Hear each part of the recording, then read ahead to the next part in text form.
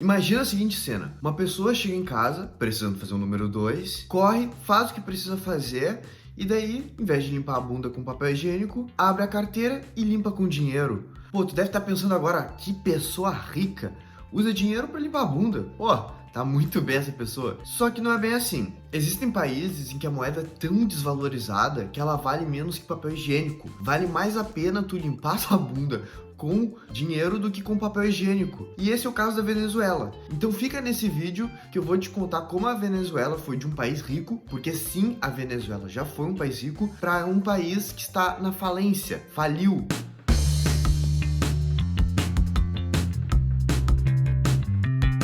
Fala galera, tudo certo? Meu nome é Guilherme Viana, apresentador e fundador do canal Negociando, e a pergunta de hoje é simples: tu sabia que a Venezuela já foi mais rica que a Noruega? Pois é galera, o nosso vizinho já chegou a ser um dos maiores PIBs per capita do mundo, e na década de 70 teve um poder de compra de até 3 vezes maior que o Brasil. Isso tudo fez com que eles atraíssem diversos imigrantes europeus, como portugueses e espanhóis. Eles tinham tudo para continuar prosperando. Então como é que um país tão rico acabou tão pobre? Venezuela Saudita. Esse é o apelido que a Venezuela recebeu porque eles possuem a maior reserva de petróleo no mundo. E esse apelido faz alusão à Arábia Saudita, que é a maior exportadora de petróleo do mundo. E galera, petróleo é uma das commodities mais valiosas do mundo, porque tudo deriva do petróleo. Se tu quiser entender melhor toda essa questão do petróleo, eu vou deixar um card aqui de um vídeo nosso que a gente explica exatamente por que o petróleo é tão valioso e por que a gasolina tá cara. Mas para você ter noção, a Venezuela já foi a maior exportadora de petróleo do mundo. No final da década de 50, ocorreu a queda do regime militar de Marcos Pérez Jiménez. E as décadas seguintes após essa queda passaram para os venezuelanos da forma mais próspera possível na história venezuelana. A moeda era tão forte que os venezuelanos iam para Miami e criaram a famosa frase "dame dois", que significa "me dá dois", porque eles olhavam as coisas e achavam muito baratas. Então, ao invés de comprar uma, vamos comprar duas logo, então dá-me dois, me dá duas logo. Porém, em 1975, o governo decidiu estatizar a produção de petróleo no país, fazendo com que todo o lucro petrolífero fosse para o governo. Só que, como a gente pode ver nesse gráfico, quando a receita sobe, os gastos sobem juntos. Então, houve uma explosão dos gastos públicos nessa época. Porém, em 1975, depois de estatizar as petrolíferas, o governo decidiu que queria diminuir as importações. Então, eles criaram subsídios para algumas empresas nacionais escolhidas a dedo, criando um monopólio para essas empresas. E não entendam mal essa ideia, é bem comum os países priorizarem as suas empresas nacionais, como, por exemplo, é o caso dos Estados Unidos, que dá prioridade sempre para as empresas nacionais. Só que a diferença para esses países é que eles não escolhem uma empresa a dedo e dizem, essa vai ganhar subsídio, porque isso acaba criando um monopólio. E a ideia é justamente não ter um monopólio, mas priorizar empresas nacionais ao invés de internacionais. Então o que acontece? Eles criam subsídios para o mercado. Então existe uma concorrência naquele mercado em que as empresas nacionais possuem uma vantagem sobre as empresas internacionais. A questão é que a Venezuela não se preocupou com isso e acabou com a concorrência, criando diversos monopólios. E não é nem preciso dizer que as empresas estrangeiras não tiveram a mínima chance. Se para as nacionais já estava difícil, imagina para as estrangeiras, que a ideia era justamente acabar com as empresas estrangeiras no país.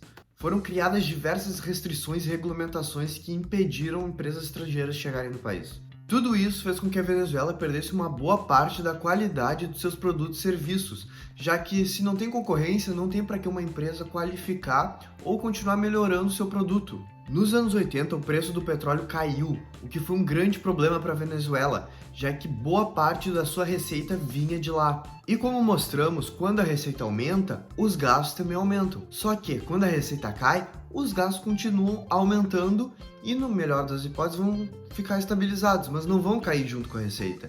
O que acabou gerando uma crise financeira na Venezuela, porque a receita do governo caiu, mas os gastos públicos estavam desenfreados, continuavam aumentando cada vez mais, e isso criou toda a crise. Essa crise financeira gerou uma onda de protestos em 1989, que ficaram conhecidos como Caracazo. que esse nome vem em homenagem a Caracas, que é a capital da Venezuela, que foi onde ocorreu a maioria dos protestos. Nesses protestos ocorreram roubo, apedrejamento, invasão de estabelecimentos, tudo que é tipo de vandalismo. Bem diferente do que era a Venezuela 10 anos atrás, na década passada, em 1970. Toda essa instabilidade se alongou até 98, quando ocorreram as eleições em que elegeram o presidente Hugo Chávez. Esse presidente criou uma nova constituição, sacramentando o chavismo, que foi uma série de políticas populistas que acabaram com a propriedade privada. O governo acabou distribuindo a riqueza na base da extorsão e acabando com qualquer chance de geração de riqueza na base da força. O governo de Hugo Chávez acabou em 2013 com a sua morte. E a Venezuela elegeu Nicolás Maduro, que segue no poder até hoje. Para muitas pessoas, ele é o responsável pela crise que a Venezuela passa hoje, mas ele diz que é culpa do imperialismo americano. U otra manera se oponen al imperialismo, comienzan a ser atacados, comienzan a ser satanizados.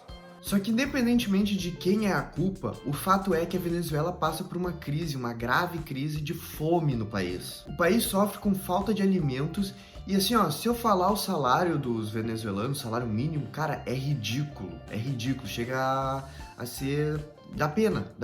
Pra se ter ideia, em 2019 o salário mínimo na Venezuela era de R$12. Inclusive, nesse mesmo ano, a Venezuela teve a pior inflação da sua história, chegando a quase 10.000%. Em 2021, eles fecharam com quase 700%, e a previsão pelo FMI é que 2022 feche em 500% a inflação. Uma cesta básica na Venezuela estava custando, em fevereiro desse ano, $455.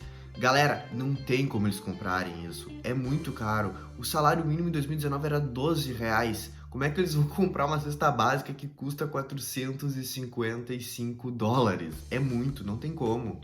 Mas galera, o intuito desse vídeo não é criar uma discussão política. E por mais que eu esteja, às vezes, falando um pouco meio, emocionado assim, porque é um negócio que mexe com a gente vê um povo que tá passando fome ali, é triste, é chato.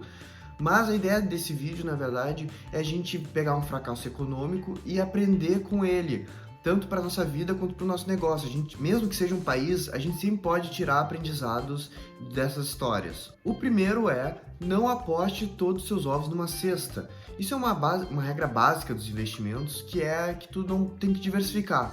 Se tu colocar todos os teus ovos, todo o teu dinheiro em alguma coisa e essa coisa não der certo, tu perdeu todo o teu dinheiro. Agora, se tu diversificar, tu te protege, o risco é menor. E a Venezuela, o caso deles, eles tinham colocado quase toda a receita deles estava numa commodity, que é o petróleo. E pior, nem eles definem o preço do petróleo, é uma commodity, é definida pelo mercado internacional. Então, no momento em que caiu, eles perderam quase todo o dinheiro, né? O segundo ensinamento é que nós devemos ter muito cuidado com os nossos gastos, porque eles sobem muito rápido e eles demoram para descer. Isso vale tanto para a vida pessoal quanto para a tua empresa, serve para tudo. Inclusive, uma curiosidade bem interessante aqui é que o Henry Ford ele notou que o trabalho exaustivo que ele dava para os seus funcionários possuía uma rotatividade muito alta. Então, o funcionário ficava 3 meses no trabalho e depois saía, então ele tinha que contratar outro. Então, tinha uma rotatividade muito alta. Então, o que ele fez? Ele aumentou o salário dessas pessoas porque isso fazia com que eles aumentassem o padrão de vida. Ele deu um salário acima do mercado. Então, se aquela pessoa se demitisse e fosse para outra empresa, ela não ia receber o mesmo salário, ia receber menos. Isso fez com que uma rotatividade de 3 meses virasse uma rotatividade de 1 ano. Porque a pessoa começava com um salário maior, ela aumentava o seu padrão de vida, aumentava os seus gastos, porque a receita aumentou. Então ela pensava ela pensava 2 vezes antes de sair, porque ela ia sair para uma empresa e sabia que não ia ganhar a mesma coisa que ganhava. Então ele usou essa estratégia para manter seus funcionários, porque sabia que quando aumenta a receita, os gastos também aumentam. E quando mexe com os gastos, as pessoas decidem se acalmar, né? O terceiro ensinamento é um que eu aprendi lendo os livros do Flávio Augusto e vendo todo o conteúdo que ele posta, que é um negócio que ele tá cansado de repetir, que é não existe estabilidade. Até porque, cara, a qualquer momento tudo pode dar errado, a qualquer momento o país pode quebrar, a qualquer momento o governo pode chegar e tomar teu negócio, como a gente viu ali no vídeo.